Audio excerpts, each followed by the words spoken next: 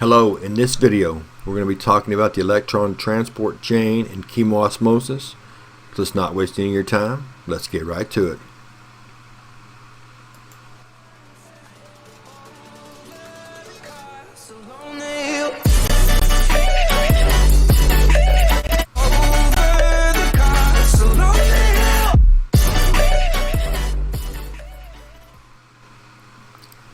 Now, when we're thinking electron transport chain and chemiosmosis, the thing we want to think about is one, the location.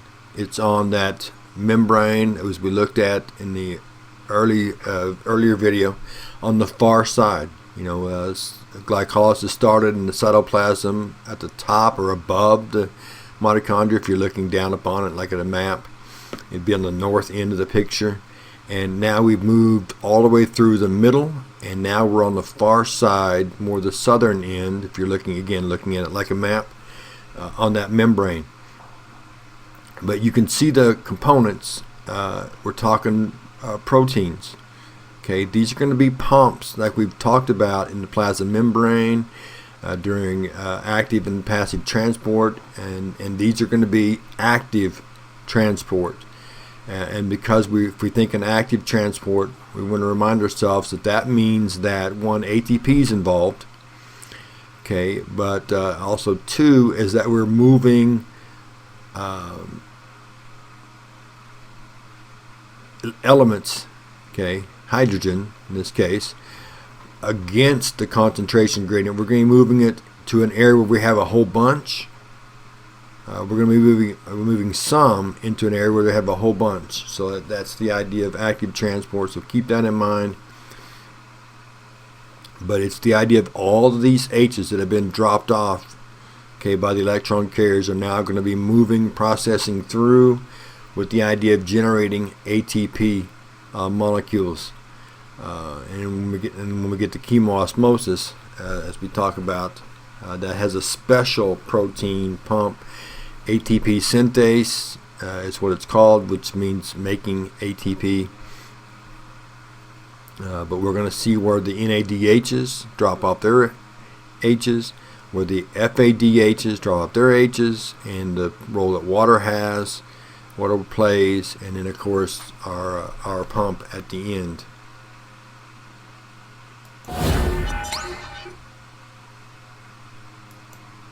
Okay, in this diagram, we're just going to remind ourselves where we are and where we've been. We started with glycolysis outside in the cytoplasm. We moved inside that membrane to do pyruvate oxidation. We moved into the middle of the large area for the Krebs cycle, and now we've moved across, and we're on that membrane in the bottom of the diagram.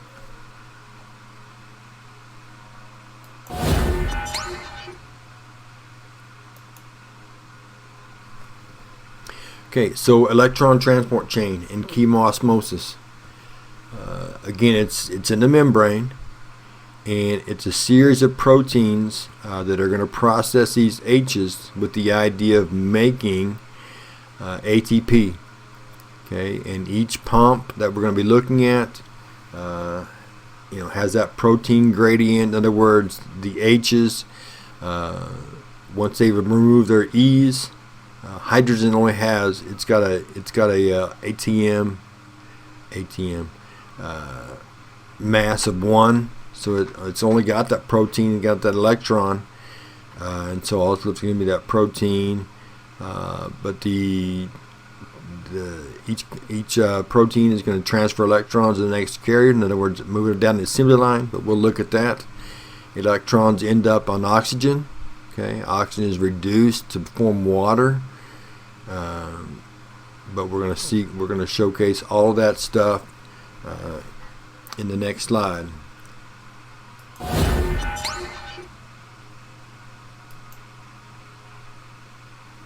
Alright, so here's where we want to kind of begin to focus on what's happening in individual places. So we're going to look at this diagram. Obviously you can see 4 blue objects. Those are each protein pumps, And so we're going to start here on the far left with the first one, okay, and we'll just name it the protein 1. You can see the NAD above it there. That's the protein that NADHs drop off their H's.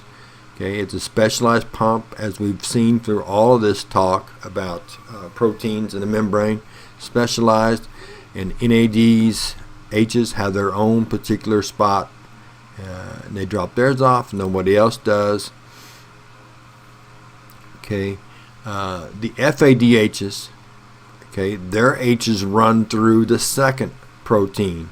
So we've got the NADs got their own, FAD has its own, and then that third one, okay, is where oxygen comes into play, which makes this an aerobic respiration process, because some of the H's are used to form water. Not all of them, as we're going to see. A bunch of them are used to make the ATP molecules, but there are some that are used to make water. So you've got the oxygen shows up, and then it grabs two H's, and a water molecule is formed. That happens at the third protein. Okay, the fourth protein, the one on the far side, and our next slide we're going to look at a bigger version of that, bigger picture of that, so we can really break it down on what's going on, because it's a pretty special protein pump.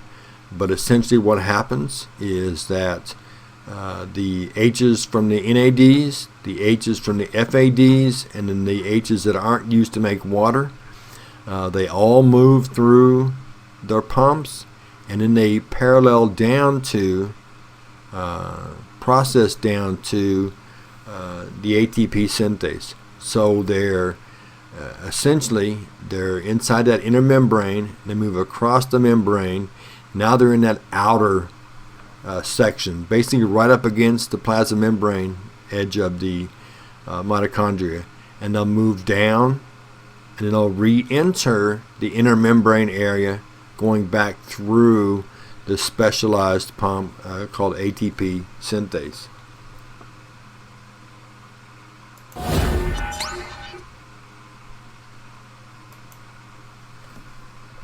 So here's the ATP synthase, a bigger picture so you can see, and what you see is a pretty spectacular protein that has a lot of what would seem to be simple machine kind of parts.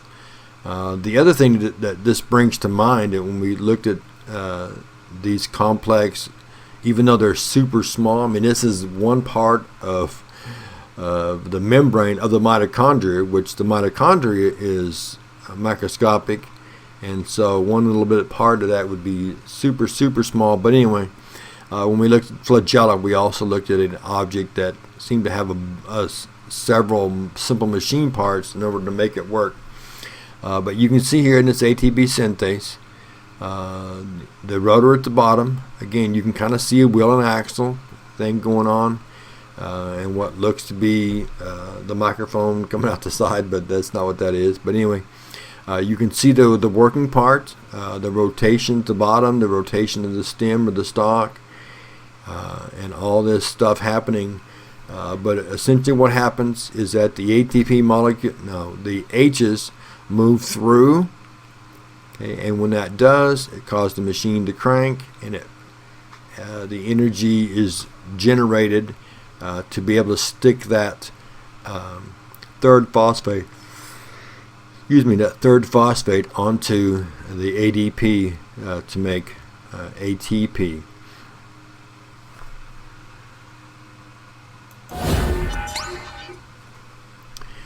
Well, that is our video. When we come back next time, we're going to again be looking at the electron transport chain and chemosmosis in video number 2. We'll see you then.